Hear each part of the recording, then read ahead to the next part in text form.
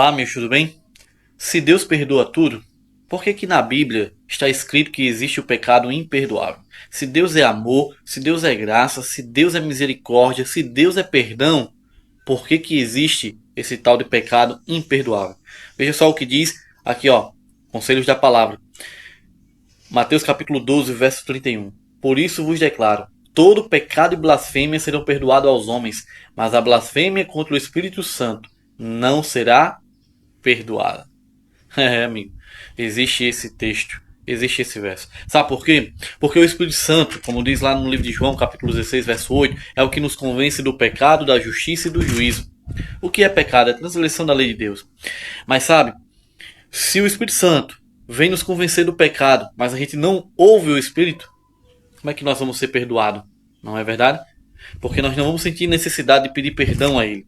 Mas veja,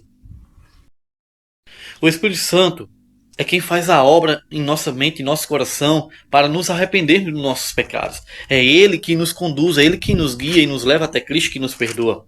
Mas se eu não sinto a necessidade, como é que eu vou pedir perdão a Deus?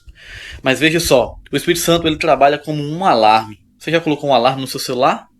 Ele já tocou e você acordou desesperado? Essas são as primeiras vezes. Mas depois, com o passar do tempo, aquele alarme parece soar não para te despertar, mas muitas vezes para você continuar dormindo, não é verdade?